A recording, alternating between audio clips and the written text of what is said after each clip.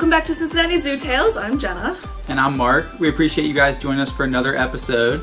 Today we're being joined by Alicia Sampson, who is the head keeper at one of the Cat Ambassador program. We're really excited to have you on. We're excited to talk cheetahs. We're excited to talk Rozi, our cub that came to us, 3 months ago now? 5 months ago. She's five. She's going to be 5 months old, yeah. How much does she weigh now?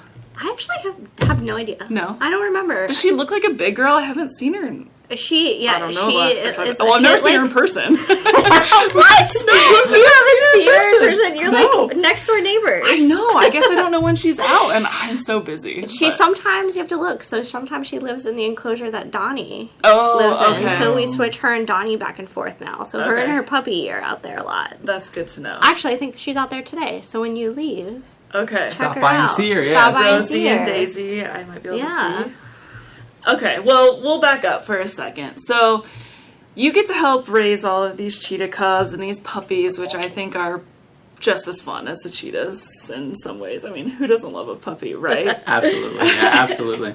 And then you're like a super mom in real life, and you've fostered kids, and you have your own children, and you do all of this. But where did you start out? Like, how did you get into this business? Because, we always ask everybody this. Yeah, so... Originally, I started as a dog trainer a million years ago. And then after I did dog training, well, actually, still while I was doing dog training, I worked at SeaWorld, Ohio. Which is so wild to think about. There used to be a SeaWorld. Every time I say SeaWorld, everybody's like, which one do you work at? I was like, Ohio. They're like, oh. Yes, it used to exist. I worked because we were seasonal too, so we only open Memorial Day to Labor Day for most of the time, sometimes during Halloween time. So it was a seasonal job, and then I did dog training in the winter time. And then I worked birds at SeaWorld, so I worked with penguins, outside birds, I never imagine you as a bird person. Yeah, no, I wasn't a bird person, but it got me in the door, right? Yeah, you gotta take what you can get. But actually, it was super fun. Yeah. And I really enjoyed it, and I'm glad I did it because it really gave me appreciation for a lot of birds that I just really, I love waterfowl. I love them. That's so interesting. Yeah. I mean, it is one of those things where you think you won't be interested in a certain type of animal, or maybe they're not your favorite, but you can still appreciate, the really cool things about them. Yeah. And now you're a waterfowl nerd. Waterfowl. You just like ducks. We had, the meanest lilac-breasted roller in the entire world. Oh, those are cool. Yeah, beautiful bird, but the male was so mean. He'd attack you every time you go into the enclosure. Oh, man. You wear, a helmet. I would actually, because I was kind of scared of him, even though he was, not very big. Anytime I go in the enclosure, I would just net him, because he'd fly right down to the ground, and he would try to attack your feet, first of all. So I was like, well, you'll be safe if I just put you in this net. So he'd fly to the ground, try to attack my shoe, so I'd net him, service the enclosure, let him back out, and run out of the enclosure. It's like a kid in timeout or something. Yep. Timeout. Just one of my coworkers, he would just let him bite him. He'd go in the enclosure, and I think that's part of why he had the terrible behavior. Yeah, probably. He would just walk, and he would just bite him insistently on the hand, and he'd just walk around holding him on the hand. I was like, no, thank you. It's self-rewarding too. He keeps biting, so he keeps getting rewarded. Yeah. So he keeps doing it over. He's like, oh, this is fun. This has come up in a few episodes, and people ask me if I'm afraid of spiders or snakes. There's got to be something that freaks you out. I'm like, no. But when I think about it, I'm not really afraid, but if I am afraid of something, it's birds. I just don't trust them as much. They're not as predictable, and Especially your stork. I mean... Icky's great, though, but it's Pam the ostrich for me. Sometimes parrots, they're a little bit trickier. But... That's interesting, though. So you were a dog trainer, bird keeper, and then how did you end up here? Well, we all lost our job because SeaWorld got bought out by... SeaWorld got bought out by Six Flags, and then Six Flags got bought out by Cedar Fair. So we were all brought into this meeting at 8 o'clock in the morning. We were all excited. And then we all realized that we lost our jobs because they sold to Cedar Fair, and then Cedar Fair was getting rid of all the animals. Oh, okay. Oh, man. Yeah. That's demoralizing. Yeah, that was a little rough. Were you in college at this point, or out of college? I was a senior in college. I had a full-time job, so I was really excited that I was going to graduate and have a full-time job. I was working my butt off, going to school full-time, working full-time. And then it was like winter time when we found out that the park was sold and we all lost our job. So I was like, great, I'm going to graduate, lose my job, It's and supposed to not be the have opposite, anything. right? I know, it's supposed to be the opposite. So ironically, on my birthday that year, which is at the end of May, one of my friends kept calling me. And it was like before when you couldn't really lock your phone or anything. And my phone, they would always, like, people would always butt dial me because I'm at the top of their list, their Alicia, contact yes. list. So, like, she kept calling me all day long. And I answered it the first time, and I could tell, like, it's in her pocket, like. So it was like the 20th time she called me. I finally hung the phone up and called her back. And I was like, Stop calling me. what are you doing? Like, what's going on? Put You your know, phone you away. literally have been calling me all day long. And she's like, well, oh, that's great, because I was going to call you anyways. So those calls were on purpose. No! She didn't want to talk to you. But she's like, I was going to call you anyways because I saw this position open for a seasonal job at the Cat Ambassador program at the zoo, at the Cincinnati Zoo. And she had been working as a seasonal that year already at the zoo. And what And city were you in at this point? We're in northeastern Ohio. Okay. So we went to school at Hiram College, which Okay. is a little bit outside of Cleveland. Okay, I was thinking SeaWorld Yeah. was in Cleveland. But Yeah, SeaWorld's like 20 minutes outside of Cleveland, and then we were about another 20 minutes away from that. okay. And so I was like, oh, that's cool. So I was in Pennsylvania at the time, and I got home that night and got on the computer, and it was like, oh, the job posting ends tonight. I was like, you know, being baby me, I was like, oh my god, this is terrible. The job posting ends tonight. So I'm on the computer submitting all my stuff at like midnight Right at the deadline. to the deadline to get my information in. And then it just like happens that like they called me on Monday to do an interview. I so mean, usually it takes weeks. It's Yeah. so slow these days. I was like, this That's was like a amazing. Saturday, and then I got a phone call on Monday, and I think it was because they had already needed people. Like, the season had already started. It was like the beginning of June, you know? So Memorial Day had already passed, season had already started, they really needed help, and got basically offered the job over the phone. I was like, oh. Incredible. Yeah, I was like, yes? Especially for this specialized, like, training position in the Yeah. Cat Ambassador program. One, it's hard to become a keeper in general. But, like, I mean, you had the dog training, I guess, so that fits in with, you know, the Cat Ambassador program. But then birds. Like, Right. did they even question that? Or make you do, like, speaking or anything to... No, Just gave you the job. it was more of, you know, having the experience of being around at least animals. And I know that year, I think it was partially, me applying for it, but I know they have, like, a lack in applicants that year, too. So I think it just happens that I just snuck right in there, and everything just kind of aligned properly, and you know what? It worked out, so... Does part of that also speak to kind of how the program has grown over the years? Because I know now we have this beautiful theater with this massive kind of stadium seating, and the shows are incredible. Oh, like yeah, was the it always production like value is that? top notch. Oh, yeah. I mean, no. So when I started, and I was a seasonal for about 2 years. So I was seasonal for a summer, and then I was contract position for 2 years. Okay. And so when I first started, we basically were given, like, generalized facts about cats. And here's your facts. And you didn't even know what animal was coming out next. So Oh it my was gosh. like, Oh, no. do the show, and then, like, they would just bring, like, my bosses would just bring another animal out. And you're like, You just and have they to were talk all about- cats. So, like, but you just had no idea which one was coming out next. So it was like, oh, surprise. So you gotta be really good on mic. Yeah. Yeah. And that year we actually were doing, that I started, sorry. It was the first year we were doing shows at the Elephant House. So where the bull yard is now was actually turned into a makeshift theater space. And you brought the cheetahs there? Yeah, so every day we had to load the cheetahs up in our van, drive the van through the zoo, over to the Elephant House, walk the cheetahs down the bull hallway into, like, the bull yard used to be basically, like, this moated yard. And then on the other side of the yard was, like, half of our bleachers that we have now.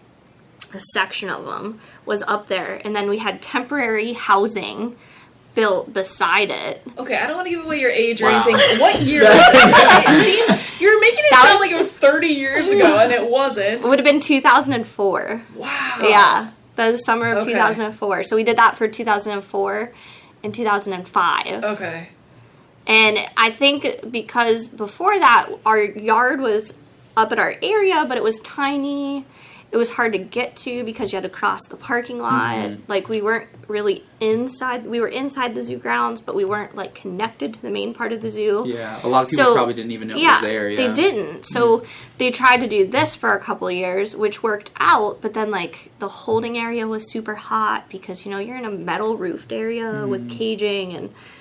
And it was just not the greatest setup. But it worked for a while. Like, worked for the couple of years. But yeah, you just bring cats up there and do your thing. And then what year did the new yard get created? So we did that for 2 years. And then the new yard started getting built in 2007. Yeah, 2007. And that was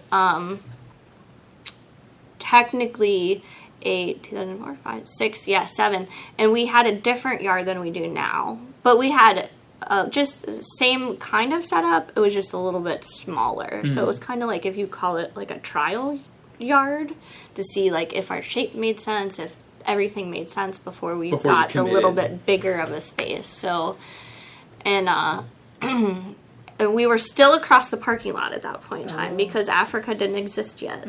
So we had all these silly things we do. We get on the loudspeaker and we'd announce the shows and we'd tell people to walk across the parking lot. People probably thought we were insane. And then I remember one year Gary Densler, the head of the bird show, took these somehow got these giant prints of like cat feet, and he stamped them all the way across the parking lot. Oh, amazing! All the way up to the cheetah How area. did that become his job? I have no idea. That's what I remember. I remember being in grade school, coming to the doesn't get shows, done. Really? and there were cat prints leading up to the show, and me and my siblings always thought it was fun to walk across the cat prints. Like, that's the first time I remember coming to the show. Yeah. Well, Gary Densler put those cat prints on. That's awesome. And then we'd have sometimes a cheetah person dressed up in the cheetah mascot and directing people that way because people just wouldn't come up there because they didn't know it was supposed to walk all the way across this parking lot. Would that have been going on in 2009 when I started? Yeah. I feel like I remember a mascot. Yeah, because that wouldn't have changed really until the draft yard was completely built.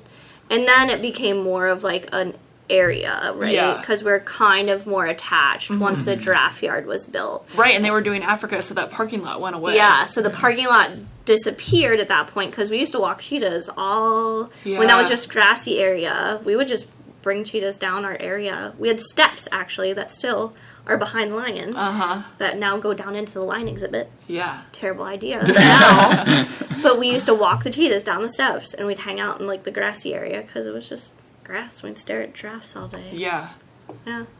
Okay, so for anyone who doesn't know, explain what a show is like and what they might see, and one of the coolest things that we do, not many other zoos do. Yeah. So our shows last about 20 to 25 minutes, and generally we have some of our smaller animals in the beginning of the program, like our domestic dogs, we have domestic cats. We also have a red river hog, an African crested porcupine, and servals. And those are all the typical animals that we generally always have. So this year it's kind of fun because it's built on this like Wild West whodunit zoo show, which is kind of entertaining. And it always ends up that our dogs are the bad people. They end up being the good people in the end. It's fine. And then we always end the show with 2 cheetah runs. So any year, whatever our theme is or anything like that, we end the show with 2 cheetah runs, which is really cool because, there's not many facilities that actually do that. And actually, there's only like 5 zoos in the U.S. that run their cheetahs, really. It's amazing. They can go so fast so quickly Yeah. that you're able Yeah. to see them, not at top speed, but how fast do you think they're going in a show? Like 50? They can get in the 50s, upper Okay. 50s. Yeah, you're not going to see your top speed here just because the cats know there's an end. They Yeah. can see the end of the yard. They have to turn. They know this is going to happen. So you're not going to see those top speeds of 70 miles per hour. But we have clocked them before with a radar gun, and you can get it. They get up to the upper 50s. Like so I think impressive. Andy actually, for one of her grad projects, she got like 60 miles an hour before. Wow. It's pretty incredible. And I mean, I've seen the runs for, 18 years now, and you'd still amazed about, Yeah. what you get to see. That's what I was going to say, too. Like, it takes your breath away every time you see it. It is unbelievable. Yeah. And will you explain to everyone how you get them to run, or like what they're chasing and how that whole system works? Yeah, so it's a motorized lure system. It's a lot of the same type of mechanics that are used for dogs. So have you ever seen dogs racing after a lure? It's the same exact thing. It's hooked up to a battery, and it's a simple string attached to a dog toy, and then that dog toy, we can put these pulleys up in the yard so the pulleys can pull the string different directions. And then it's basically controlled by a person. So a person is controlling the speed and how fast that lure goes through the yard. And the tricky part is with running cheetahs too, it's not just pushing the button, it's also making sure that you stay within that distance of the cat to keep them interested in what they're chasing. But you don't want it to end too early either. And Right. just catch it right away. Yeah. You don't, a lot of but the pressure. fun, it can be a lot of pressure, but I also tell people, it's a lot of fun. Yeah. And if you think you screwed up, like the cat caught it early, like I always say there's never a screw up. Because you know what? The cat caught it early, and the cat thinks that's so much fun. Yeah. Oh, true. It might not look the greatest from an audience perspective because they don't get to see a full run completed all the way, but the cat will run twice probably, Yeah. and the cat gets to catch it early, and that's exciting for them, and they get really pumped up at the second time they run because they're like, "Ooh, I got that right away!" Like, so you might be a little bit disappointed in yourself, but it's so entertaining for the cat. That's good. Yeah, that's nice of you. You're like, don't worry,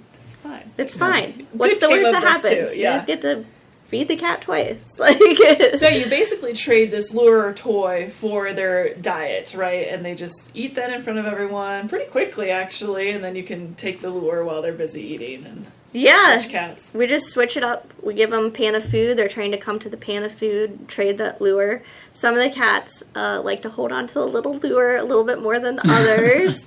But it's They so worked hard funny. to catch it. They Yeah. did. Because Savannah, she's now 12 years old, 11 years old. She has always just like caught the lure, immediately gotten up and gone for the food. 'cause She knows what it careless. means when she catches it. Now yeah. Chris, though, she's 3, and she's gonna hold on to that lure for as long as she possibly can. So it's just funny, just like people, they all have their personalities and what they like and what they don't like. So it's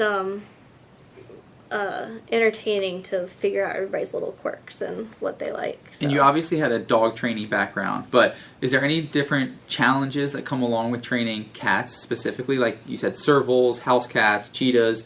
I know in past years you had fishing cats as part of the show as well. Yeah, I mean, obviously for training any animal, it's just knowing their natural histories, right? So knowing the background, how that animal survives, how that animal lives, and that's going to all play into how you train them and how you work with them.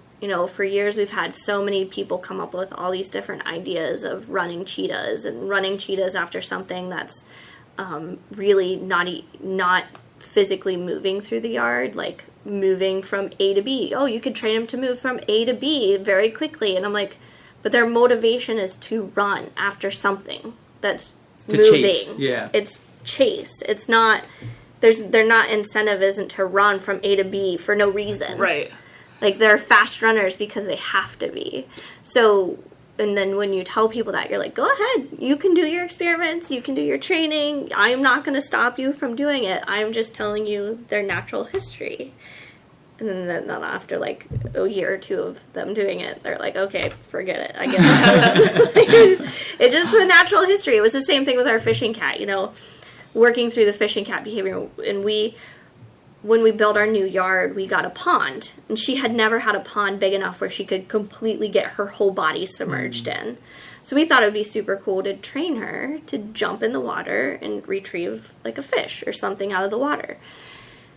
We had another trainer who came in and who was like working through it, and she's like, well, you're not really training her. She's just jumping in the water after a fish. And I was like, potato. Yeah. You call it one thing, I call it another. She's still going in the water, right? That's the end behavior.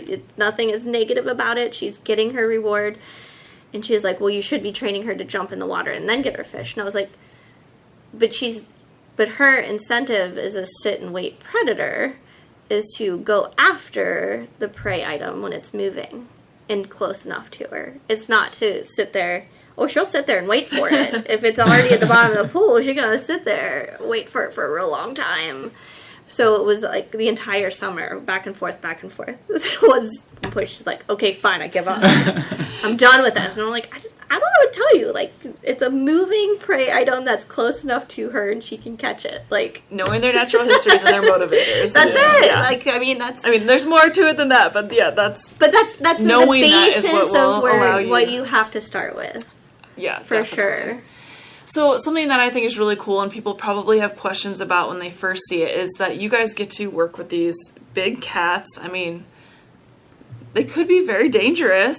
Free contact, as we sometimes call it in the industry. I just air quoted that, but in zoos, like, you don't have to have a fence or a barrier between you and these cheetahs. And we also, have seen you guys with babies and raising them with puppies, and we go into just a little bit about like raising the cheetahs and why you're able to share this space with them and how all of that works. That has to be one of your favorite parts of the job. I mean, I'm sure it's exhausting at this point. You have your own kids, but like getting to raise a baby cheetah sounds really fun. It is really fun. It is a little exhausting these days because I just don't ever get away from babies. Yeah. Babies at home, babies at work, babies everywhere. These babies don't talk back though. But I think, raising the baby cheetahs, it allows the cheetah to be able to bond with us too. Like, it gives them a healthy respect, kind of like your dog and your house cat at home even. Like, those animals know you. You get fed every single day by you. And, our baby cheetahs all come from the instance of they were a single cub. And a mom will not raise a single cub in captivity or in the wild. And unfortunately, their milk dries up. The cub would pass away, and that would actually allow them to have another litter right away. So biologically, it makes a lot of sense. Mm-hmm.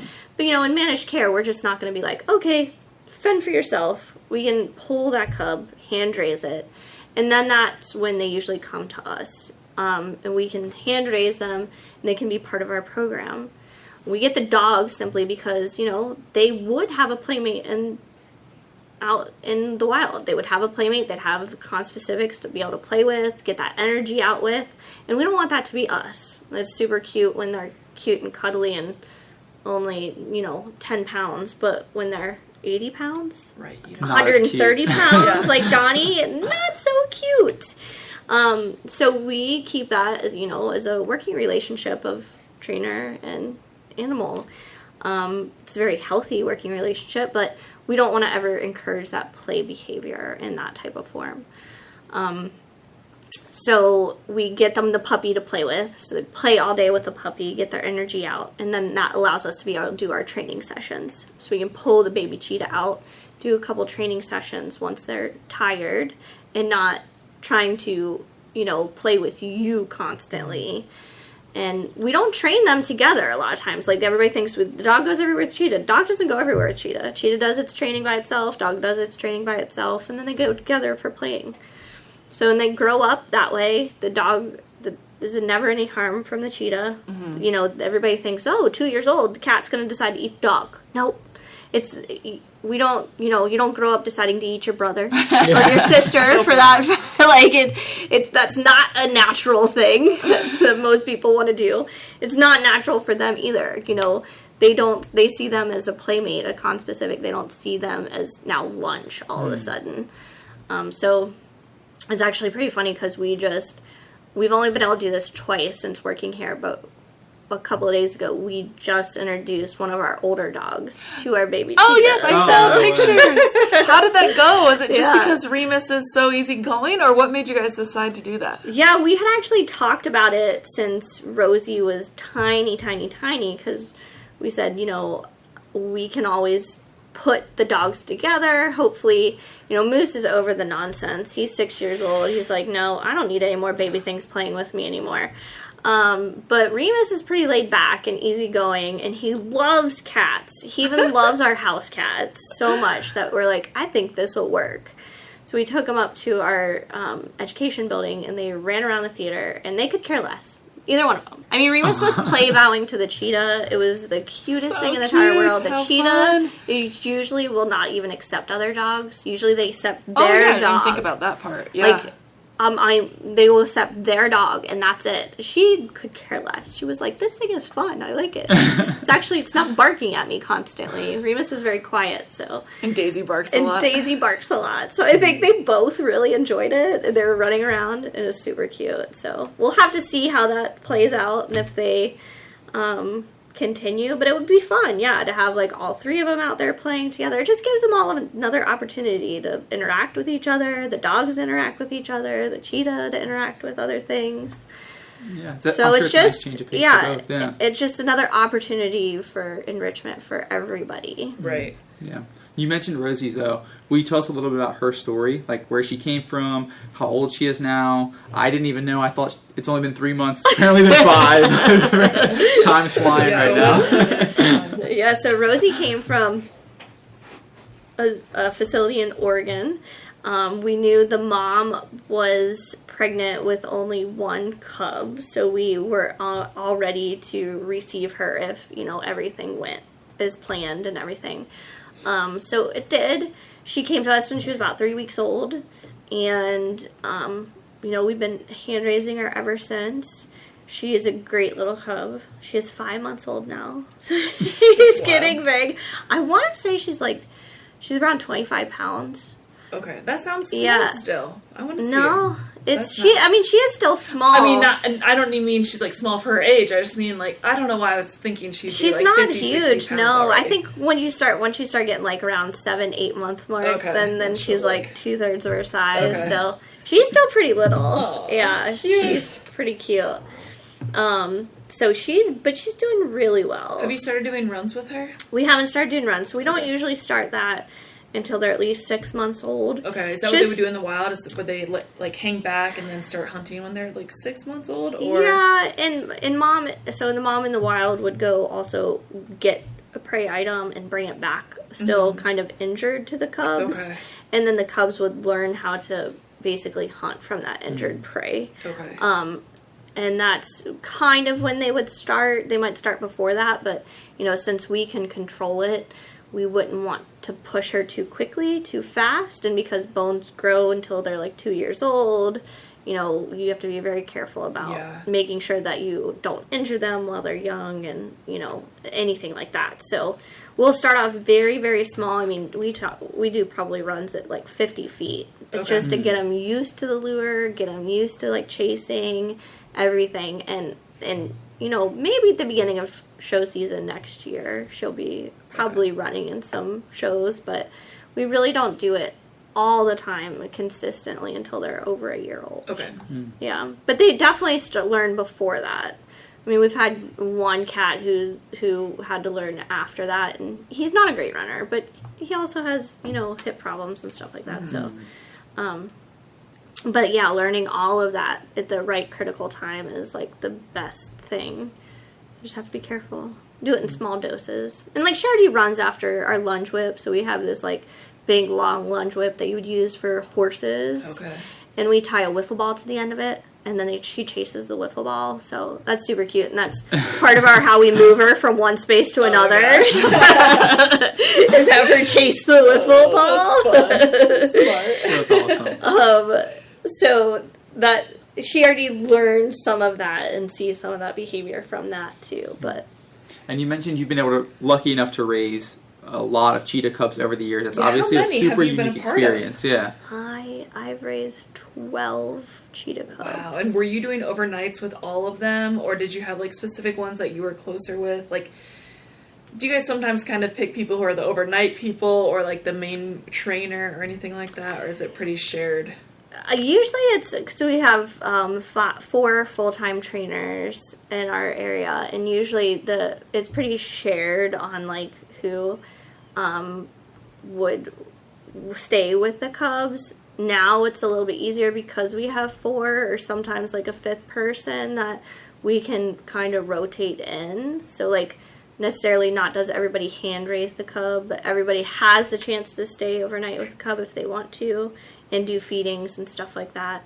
But if you want to take more of a relaxed back seat, you can, as long as everybody else is okay with that. Gotcha. Like the last cheetah cub, when we had Chris, I kind of took a couple of steps back and only did like 1 feeding every once in a while, just because, you know, I had tiny humans myself. Yeah. It's tough. I still have tiny humans, Yes. but maybe I just like organized chaos a little bit more now. I don't know. But yeah, and I also want to be able to give the opportunity to other people because I've done it for so long and have had a chance to raise so many cubs. So it's been a wild ride. What's that experience like? Like, how often are they eating? How much time do you guys spend with them? You mentioned, obviously, for the first, couple months, you're overnight with them, 24 hours, right? Well, not necessarily 24 hours, especially the first, you might, for the first, few, month or so, just because they're having to eat so frequently, being bottle fed. I want to say until the first, 4 weeks or so, they're eating around the clock, and then we kind of back off with some of the time at nighttime, and then obviously as they get a little bit older, we stop feeding around 10 o'clock at night, and then go from 10 o'clock at night to 6 in the morning. Okay. So a lot of times that transition is a little bit easier because that's around I don't know, about 2 months old probably. And then somebody, feeds at 10 o'clock at night, and then a different person comes in usually at 6 in the morning. So that makes sense because you have other animals you have to take care of. So. Yeah, you have other animals to take care of, life at home. So it's kind of a around-the-clock care for a while. But then, now she still gets fed more than any of the cats, but she's only 5 months old, so she gets fed 4 times a day. Okay. But then we try to fit it more into our schedule as it is, so she gets fed at 7:30 in the morning, and then her last feed is the last one of the day, which is around 4 o'clock. Okay. So you squeeze it in there, and she does really well. It's just we try to spread them out a little bit more, so she's not getting bigger meals throughout the day.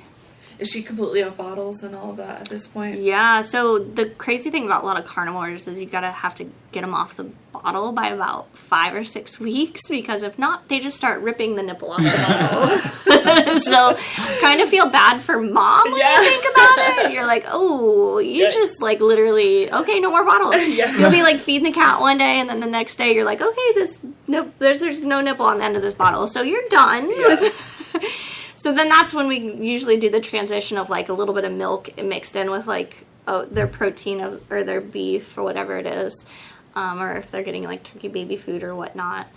So we put it in the bowl, and then they have to learn how to eat it out of the bowl, and then you slowly can start working them off of that formula. But it's usually pretty quickly when they decide that they're done. And then she's spending the night with her puppy overnight.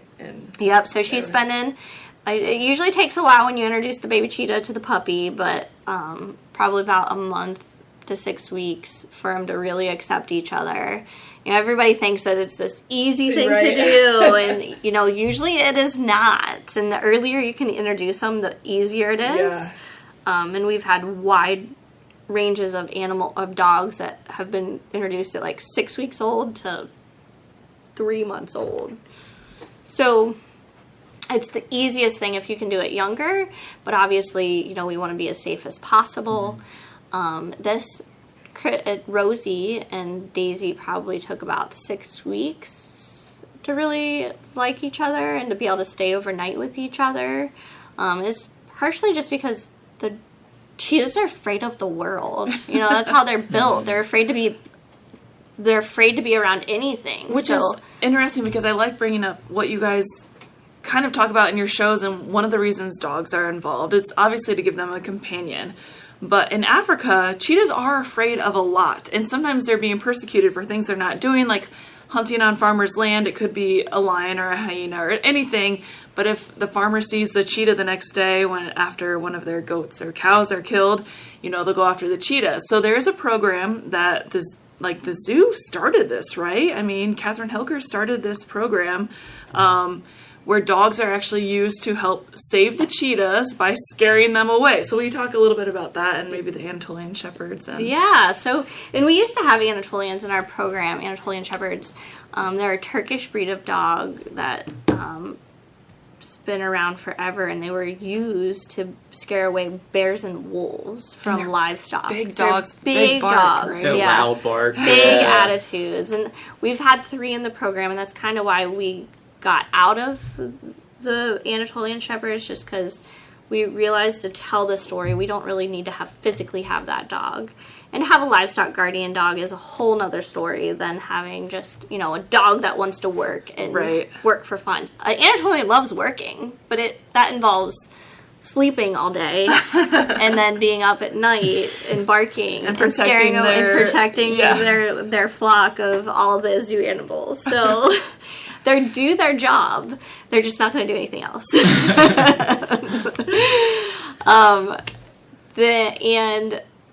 So they use those dogs in Africa to help protect farmers' livestock and to help protect farmers' livestock from any kind of predator. And it's not just cheetah. There's all kinds of predators in the area that some of these cheetahs are in. But it is to help scare them away and to protect the livestock. So farmers will leave everything alone and let them live on their property. And that's, you know, easy for us to say because we don't live in Africa with a lion walking through your backyard or a cheetah or a leopard.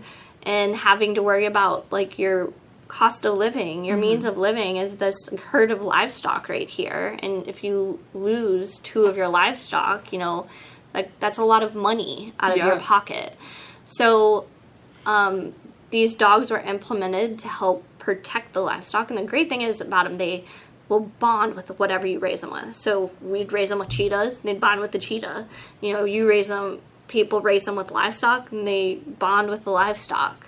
And they'll protect whatever they're bonded with. And I just love that because it's not traps or anything. It's just a bark. It just scares away, no harm done, and the predators typically stay away. So I think that's a cool thing. Like, one of the reasons you guys take these cubs in is usually because their mom cannot raise them if they're a single cub. But then also they have this ambassador job. Like, they have a job here at the zoo to share their story and explain all of these things that are happening and share the story of the dogs and how they're helping keep, you know, predators and livestock safe in Africa. And it's just a really cool way to tell a story and get to see this amazing animal run, where unless you have to be so lucky. Even if you're lucky enough to go to Africa, then you have to be lucky enough to see a cheetah. And then to see them run, it's like you have like a 0.0001% chance of seeing it. So the fact that you can come to the Cincinnati Zoo and see a cheetah run 50 miles per hour is incredible. But one of my bosses has been to Africa. I mean, I don't know. I think Linda's been like 7 times or something. I think she's seen a cheetah once. Oh, no. Once. It was like 1 year saw a cheetah. And the Anatolian Shepherd program is awesome because, like, kind of like you mentioned, it is an area that is going to need creative solutions to solve the human-wildlife conflict because it's a huge problem over there. I know I'm from Kentucky. In Kentucky, we have a big shout if there's a black bear in a neighborhood. You know, one single bear in a neighborhood is a huge deal. And then now it's like you live in an area with lions, leopards, cheetahs, painted dogs, hyenas. There's everything over there. So in order to keep the people safe and keep the economy moving and keep their livestock safe, but also keep these animals that we don't want to lose. Obviously, no one wants to lose cheetahs and lions, but it's going to take some solutions like that. Not always easy to come by, but... How many cheetahs are left in the wild? Do you know? I mean, they are considered endangered, correct? Yeah, I mean, they are considered endangered. There's a very, small population. It's under 12,000. I think that was a high end estimate, and then they found out that was wrong, and then it was like, oh, hey, guess what? We only have like 7,000 cheetahs left in the wild. wild. It's like 70, I think it was 7,500. We're like, oh, that's a big difference. Yeah. I mean, you just cut your population in half. Yeah. And I mean, neither of those is a large population. No. And you also, all the populations are so segmented that they can't really get to one another, and they're just so bottlenecked. And it's kind of crazy when you think about it, like the genetics of the population in the wild are worse than the genetics of the population in managed care. No way. Because we can control it to a certain degree, right? We can say, oh, this male and this female need to be represented. Hopefully they like each other. Yeah. They like each other, they have babies. Whereas we can move them across the country, to do that. To make sure that the best genes are represented, and we're doing our part to keep the population healthy. Whereas in the wild, you can't do that, and the cats can't physically get to one another. So there's no gene flow. There's no gene flow. It's just these populations that are stagnant that can't really do anything about. That's so tough. Yeah. So we need all of them to stay as safe as possible. Yeah. And the dogs help with that. So I think that's a cool story. Yeah. And it doesn't work in every part in Africa, but it works in the parts that it's been implemented in. Yeah. And in some areas, they've even taken where they've bred the Anatolian Shepherd with the local dog population and started using the local dog population to show farmers that these dogs can have a purpose. Okay. They're not just mongrels that run on the street. Yeah. Like, they're not just here and stealing things and bringing diseases and stuff like that. We can treat them, we can give them medication, and you can use them to help protect your farm. So it's giving the community another investment too into this animal that's already there and present, and then taking that and being able to use it for, to keep their farm healthy and realize like, oh, these guys can have a purpose. Yeah. That's awesome. Yeah, it was really cool. And that's partially why we stopped using Anatolians too, is because we're like, yeah, we don't need an Anatolian to tell that story. We can do that with the mutt. And now you guys are adopting from shelters or like non-profit organizations that are fostering puppies and stuff. Which, so of course something else the zoo should support and is full you guys circle. Talk about in your show, spay and neuter and all of that, but that was definitely something I wanted to ask about. So you guys do get your dogs now from rescue programs.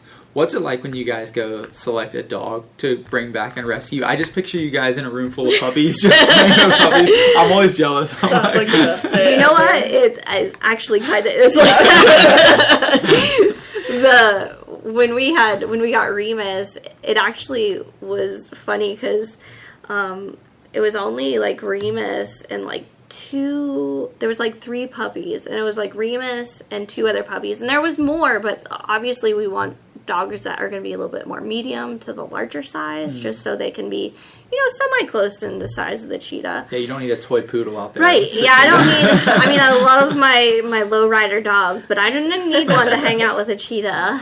And it was like Remus and 2 other females, but it's kind of super easy, even at a young age, to really tell personalities of dogs. And you kind of really want one that's just going to be like a little bit more laid back. You don't want one that's going to be super shy, because obviously we're around a lot of people. We're around a lot of everything. Yeah. So you want the dog to be comfortable in the environment.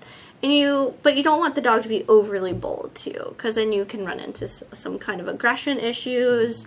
And then just pushing the cheetah around constantly, always be annoyed, So we kind of choose like the middle of the road usually, and I remember when we got Remus, it was him and these 2 sisters that were from another litter, and I don't know what they were. They were some other big mutts of something, who knows. But the one sister was so mean. Oh my God. I was like, we're watching her for the longest time, and Remus like figured it out already, and he was like, I'm not going anywhere near that one because that one is not very nice. But the great thing is we told the shelter, and the people at the shelter were so friendly, and we took her out from her sister too, because we were like, hey, just so you know, like, because sometimes realize working with animals, you don't get to spend that much quality time just staring at this one behavior. And I'm like, she will be fine as a dog, but somebody needs to know that she's more on the dominant side, and that she needs to be with somebody who can handle that. And also, she's taking it out on her sister, and her sister's starting to show some of that tendencies too. So they were great. They separated them, they put them, and they actually, told me when we went to go back to get or when we went to go look for Daisy, they're like, hey, I remember that dog, and we found like the perfect family for him, and they knew about it, and she's doing really well, and it was just so fun to be able to like, as an animal person, to be able to like share that and have that information and be able to share it with other people. So. And now she has the right fit. And now she's the right fit, other than like somebody being able to adopt her and realizing that they couldn't go into their house. So it was super cool. And I'm sure they were so excited to know that one of the dogs from their shelter was going to be a cheetah cub companion. Oh, yeah. Yeah, when we came back, when I called them the next time, earlier this year, they're like, of course, yeah, come see it. I'm like, just let me know when you give some puppies. So they called me up. They're like, well, this is what we have. And I'm like, all right. So they had a whole litter of puppies out there. And we got to meet the whole litter. And then... Rough day. Yeah, right? Play with puppies. What did you do today? Play with puppies. That's a win. That's a win. For sure. That was a little bit harder to choose because you're like, well, these guys are great. Other than the one female, we're like, no, you're not great. You go over, you're a little too much. I love you, but go away. So before we sort of wrap things up, will you tell us all of the cheetahs you currently take care of and maybe like a little bit about them? Yeah, sure. And didn't one of them have a really special appearance on a movie recently? Oh, yeah. Well, so Bravo and Chance were the first two cheetahs I got to raise. They came, I want to say about 6 months after I started working here. So unfortunately, both boys passed away last year, but they were 17 years old. Yeah. I mean, they lived such a great life. And I had always said, because they were so bonded to another, I was like, once we lose one, it's not going to be long before we lose the other one. He lived about another 6 to 8 months and then passed away. But we did a shoot for National Geographic with 5 of our cats years ago, and Chance was always terrified of our setup we had because we had this whole big production, and you can see, if you ever want to see the production, you can go on YouTube and just search National Geographic Cheetah Run. It's really cool. Yeah. We got slow motion video footage of the cheetahs running after the lure. But it was a huge setup with all those cameras and photographers and stage production and everything. We did this over 5 days of running, and Chance was terrified of the system. But out of all of our cats, he was the only one that would not run, and he was just like, he would just freeze. He was like, nope, I'm done. And then Bravo did really good job at running. It was him and Tommy T, and Nia was out there also, and then Sarah, who's passed the years ago. Yeah, right? She's the fastest cheetah ever. And so they caught this video footage, and it was super cool. The ending pictures they got were amazing. I always wanted to work for National Geographic too when I was little. Yeah, so it was like a pipe dream that and then the first day of production, they come in and they gave us all a National Geographic hat, and I was like, oh, I got a National Geographic hat. I was like a little kid. It was the greatest thing ever. And but watching the new Jurassic World, or World Dominion, I think is called, and watching the movie, and then the first 5 minutes of the movie, they're doing these news reels of what's happened in the world, and it was a shot of one of our cheetahs running, the slow motion video footage that they had cropped out the lure, that the ball that the cheetahs chased, and they put in this tiny dinosaur, and he's opening his mouth to grab the ball, and instead he's opening his mouth to grab this dinosaur, and Andy and I were in the movie theater at the time, and I think we both just lost our mind. We were because you had no idea. We had no idea. What a fun surprise! Can you imagine going to the movies and Fiona just shows up? I was like, "Are you kidding me?" Because National Geographic had the rights to that footage, so you see it pop up in everything. Yeah. And I was like, I lost my mind. I think I told everybody. My cheetah's famous. My cheetah's I'm still trying to hunt down to see if we can get a still of that picture. I was like, I bet you somebody in the movie industry or whatever can get that for me, because that would be so cool. Geographic. That's super cool. Yeah, so they were the first 2 boys I raised, and then Tommy T now is 14. He'll be 14 this year. And then Nia just turned 13. It's wild. And then there's Savannah, who is 11.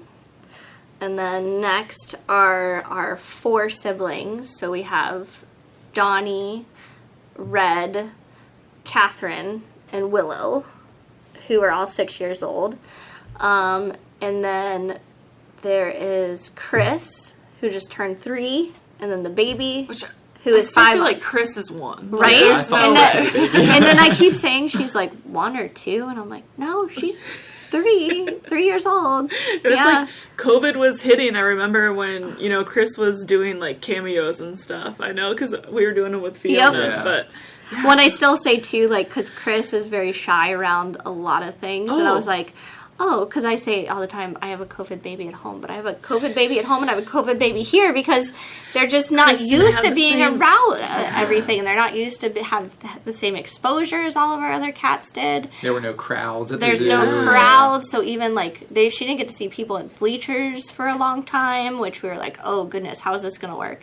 And even affected some of our older cheetahs because they didn't see people for a whole year in the zoo, pretty much. something you may not think about, but Yeah, and then all of a sudden they see all these people again, and like 600 people sitting in the bleachers. Yeah. It was a big change, and affected a lot of the cats, especially the first year coming back and doing shows after COVID. So everybody's good now, but it takes a lot, right? Yeah, and they all have different personalities to begin with, and then a different like upbringing or whatever. Yeah. So, yeah, those are all the cats. Worked with some more cats, but those are all the ones I raised at the zoo. So That's super cool. it's cool. Yeah. And they all have their different quirks and personalities. And Tommy T, he's the sweetest cat in the entire world, and he's also like the coolest cat to ever get a picture of, because he has these eyeballs that look like he would murder you in 30 seconds. So he's like intense eyeballs. So his pictures are super cool, and everybody sees the pictures and they're like, oh, that cat is so mean. I was like, oh my god, he's like the biggest teddy bear. He's the biggest teddy bear. And you said Donnie's the big one? Like, Donnie's the largest? biggest one. Okay. Yeah, he's 130 pounds, which Wow. is That's huge. massive. Cool. Most males are like 115 to 120, and he's a big boy. What's a smaller female, like, or an average female usually? So our females usually end up being around 80 pounds. Okay. I mean, they can get down to like 65, 70 pounds, but all of ours have been right around that 80-pound mark. And the females are faster than the males, right? Yeah, females are faster. I mean, it makes sense. They're a little smaller. You know, most of our males have been right around, if they're like 100 to 110 pounds. So they're carrying less weight. You know, and they the females have to need to provide for their cubs, and then they're solitary completely, you except for their mentioned cubs. that Bravo So and Chance, live together, and the males, typically cheetahs are solitary, but the males will live in a coalition or like a small group, right? If they're siblings, so yeah, and they might pick up some other males too. Oh, There's really? Okay. Yeah, a group in Africa that was like 5 males that traveled together, and they we'll pick up larger animals too. So like impala, they've been known to go after like zebras, ostrich. Wow. Watched a cool video of them going after ostrich. Watch another video of them going after a water buffalo. I'm like, my what? gosh. There's Are no you way they like? Are won you that, did really? Like I've seen like a pride of lions going after a Right. water buffalo. Really, cheetahs? And not be successful. Love you, but like this is a bad idea. yeah. But yeah, I guess if they can hunt together, they can hunt larger prey. It may not have to be quite as fast because they can depend on one another. Whereas Right. females on her own. So. Where females are on their own, they got to feed not only themselves, but they have to feed their cubs. So Right. like during when they have babies, they got to hunt every single day. Yeah. Versus the males who, they can just do whatever they want. Just hang out. Well, we've learned a lot about cheetahs today. I do have some trivia for you guys, though. Trivia. If you're up for some cheetah trivia, Let's do it. I hope you guys I don't. feeling it? I hope I Cheetah don't trivia, oh stink at gosh. this cheetah trivia. we've got 4 questions for cheetah trivia today. Starting off, what is the name of the long hair that runs from a cheetah cub's neck to the base of its tail? I do They've know got it. this You do gray know I it? do know it. Okay, do Yeah. it, Jenna. I'm scared.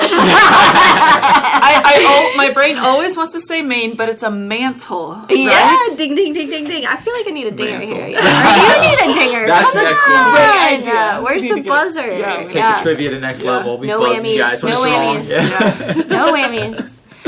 Yeah, It the is a mantle, yeah. Does Rosie still have her mantle? She does not. So they No. usually only have it from their little. There's a theory too when their cheetahs are in managed care that they get rid of their mantle earlier. It's not really been proven yet, but you know the idea of the mantle is that it protects the young. It's like camouflage for the baby cheetah, right? Protective camoufage because it makes them look like a honey badger. Honey badgers are mean, nasty, cool animals. Cool animals. Oh yeah, they're super cool.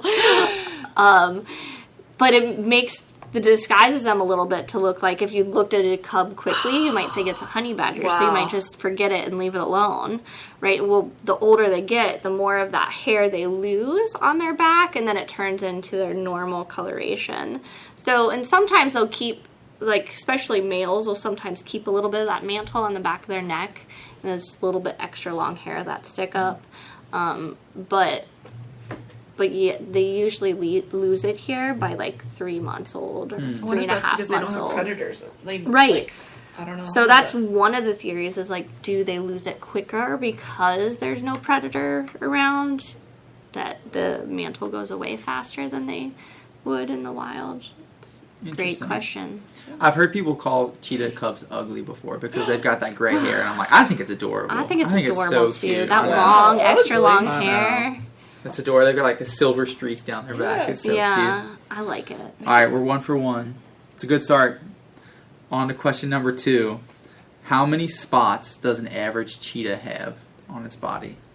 Ooh, I know this. I'm guessing 2,000. You're guessing. Hey, I got a question for you. That is correct. That is correct. But which side of the cheetah has more spots? Ooh, trivia for me. I don't know this one. Why would one side have more? Like always? That's just the question. Or is this a joke? Is this like a trick? I'm gonna go right side. That's the outside. I Everybody always thinks about it. That you're like, I don't know why. I've been Jenna's bad. logical over here, being like, what? Why would it make any difference? I'm glad Mark got to That's amazing. the right side. That's amazing. All right, 2 for 2. We're off to a good start here. I think you can learn that in your show. Maybe that's... What? How You many probably spots? how many spots? Yeah, Yeah, 2,000. we say Yeah. we say about 2,000. About It's 2,000. actually during our like events, like to let people guess, and it takes people. You always be surprised, like down by like 100, 200. I was like, ooh, no, Not close, yeah. higher, much Yeah, higher. about 2,000. All right, question number 3 here. What is a cheetah's closest living relative? Ooh, There's 2 acceptable answers here because there's a little bit of debate in the scientific I community. don't think I know the second answer, But- so this is interesting. I do know the first answer. Jenna, you got any guesses? Closest living relative. Serval? North American species. Did you say that in your question? I didn't listen. I did not. No. No, Oh, I she was just like, knows oh, it. okay. She knows it. Is it a cougar? Yeah, Wow. Yeah. 'Cause- Serval's not a bad guess because they have have the spots. spots. It's kind of like the longer same legs. coloration, Yeah. like Same build. Really? yeah. 'Cause So I would think cougars would be more like, or mountain lion closer to lions. yeah, I fascinating don't think story. cheetahs and lions seem the same to me. Yeah, so cheetahs used to live in North America. Oh my gosh. Yeah, there was a North American subspecies of the cheetah. They were a little bit bigger, actually. And also, raising cheetah cubs. When we used to raise cheetah cubs out at Catherine's house a million years ago, I was going through her library one day, and there was this super cool book that she had on cheetah and cougar physiology. And the entire book, this probably like 300-page book about how the comparative anatomy of the mountain lion to the cheetah. And I was amazed at all the similarities Yeah. from the Wow, mountain yeah. lion. Yeah. The biggest difference is obviously how they're built to like jump. Yeah. Is like cougars, mountain lions can jump, these huge spans of differences, whereas cheetahs really can't. They can only go straight out, but mountain lions can, obviously jump around to a lot of different places. But it was really cool to learn. And to But think yeah, they about both got cheetahs the living same- in North America is wild because you think of them in really hot, open, deserty savanna areas. Yep. Yeah, but the cougars and cheetahs, they both have the same anatomy, like Alicia mentioned. Yeah. Neither one of them can roar. Yeah. They're both large cats that can't roar, but But does that technically make them small cats? Isn't that? It depends on who you're talking Okay. to, Yeah. because a lot of people will put even cougars in that category of like, oh, they're a small cat because they can't roar, but they are big cat because of their size and their. Like, if you're talking to the USDA, they're going to say they're a big cat. Yeah. Like even a cheetah, even a snow leopard, but like. If you are talking to a lot of scientists put them in different categories, so it kind of just depends. What's the second cat, though? So the second one is more based on genetics, DNA evidence. Recent studies have shown it could be the jaguarundi. The Gosh. jaguarundi? Yeah. Really? Are they Yeah. extant? No. Do they exist? They still They exist. do. Yeah, They do? in South America. Yeah, Yeah. small South American cat species. But They're not in North America anymore. But they used to be. I mean, like Texas, Louisiana. yeah, I think they're still in parts of Central America too. They're in Central America, yeah. I've never seen one and don't know much about them at all. They're cool cats. They look more like a weasel. Yeah. Like, kind of like remind me of a fishing cat almost. Oh, Because they're okay. like nocturnal. They have more of that like slender The face. snout. Yeah. Yeah. They had them in I think I've Night seen a Hunters picture years once. ago. Or like Yeah. like a fusa. Like they Okay. look a Yeah, lot like yeah. a fusa too. Interesting. All right, Cool we're off to a good species. start here. Last question. This one could be the one that trips you up a little bit. Uh-oh. So our new cheetah cub is obviously Rosie. In what year did local legend Rosie Red become an official team mascot for the Cincinnati Reds? Oh goodness. That was so bad. I think you're already laughing at yourself. 1983. 83 is Jenna's guess, all right? 83. I'm gonna say 93. No. It's gonna be 93. I'm going with 93. 93 is Alicia's guess. Alicia's closer, but it's actually more recent than I thought it was going to be. It's 2008. 2008, yeah. 2000. Good lord. That was so close. Rosie Red. She's new to the scene. Yeah. Yeah, the newest member of the Reds team, apparently. Jenna, do we have anything else for Alicia? Yes, we have one final question. Oh, is it another trivia question? No, About the this Reds? is About the cheetah spots? our jaguarundi's extinct. They still exist. What can I do? What is something that you do at home, something others can do to just be a better wildlife warrior, better for the earth? Oh, perfect. I think one of my coolest things that I really like, is because we've done it at our house too, is just we talk about, or we have a catio for our cat, right? Those are fun. They're the new thing. Yeah, it seems like a simple, like, silly thing, but like our cat loves being outside, and we have a lot of coyotes in the area, and our dogs. So we have a German short-haired pointer. He would love to eat our cat. But having a catio just provides her the opportunity to get outside, be safe. I know where she is. I know she's not roaming around. I know she's not getting in fights with other animals. I know she's not eating local birds. Yeah, that's a big or thing. snakes or any of our local wildlife, which is a big help. Like, it provides her mental health awareness, and then it also provides the stability of knowing that all the local wildlife are safe. Now, don't get me wrong, if a snake comes wandering in her catio, like, fend for yourself. You should stay out of this area. It smells like cat. Go away. But sorry. However, like, that just provides some more opportunity for her to get outside and keep the local wildlife safe. We always talk about it. We talk about it in our programming. We hope to bring a catio here to the zoo for our cats that's a to good show idea. everybody that, like, hey, this is something you can easily do at home. And then that would give our house cats here another opportunity to have another space they could go into. And then, it was super easy. I just bought a chicken coop. Okay.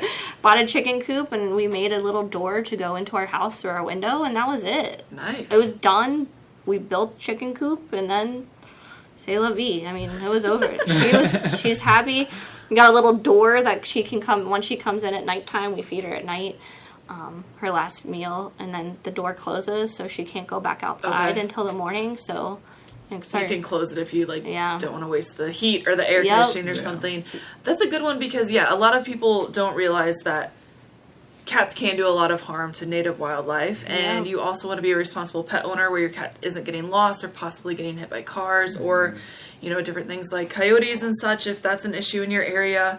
So it gives them this great welfare while keeping other animals safe, because I'm assuming your cat is spayed or neutered, but that's another thing. If you're letting your cat outside because you want them to have the freedom and then they go make more babies, and there's more cats in shelters, and that's not good for anyone, any cats, any of us. So, and it's kind of solved the problem too of like she used to like try to run out the door because she wanted to check out why aren't we going outside. She's like, you're going out there, why aren't we? But now she doesn't try to do that, so we don't have to worry about it as much because she has a place to go outside. Yeah. So we don't have to worry about her beating us to the door or leaving the door open or anything like that because she has the freedom to come and go. So it's provided another outlet for her to make her choices and better choices that way. Yeah, and you guys are really handy. You made it sound like, it's so easy to build a chicken coop. I think if you wanted to go a different route, there are some that are like pre-made, and they're probably smaller, but you can also get some like you can buy off Amazon. You can buy like these little nets off of Amazon that literally they like pop up, and you can like. I've seen them. They're kind of cool because I thought about like, if the girls are playing in the front yard, I could just put her out there. Yeah. Because it's just like a little pop-up tent that you can put the cat in. Nice. And it even has like tunnels you can connect it to another and stuff like that. Where that's what we have. It's very just a little easy tent. thing. It's just, we live in an apartment, so catio's not really an option for us. But it's literally just a tent that pops right up. It's a mesh thing. Do you just like go outside, or does it connect to a window somehow? No, take them outside. Yeah, you just have to carry them out there, and then you like zipper it up. Mm-hmm. Cool. All right, well, that's a good one, a fun one we haven't done. So, well, thank you so much for being here, Alicia, telling us all of your stories, learning all about the cheetahs. Yeah, thanks for having me, guys. Yeah, it's thanks been great. for coming. I know you're busy. You're raising cheetahs. You're raising humans at home. We know your time's precious, so thanks so much for joining us. Yeah, thanks for having me, guys. Yep. Until next time, thank you all for listening to another episode of Cincinnati Zoo Tales.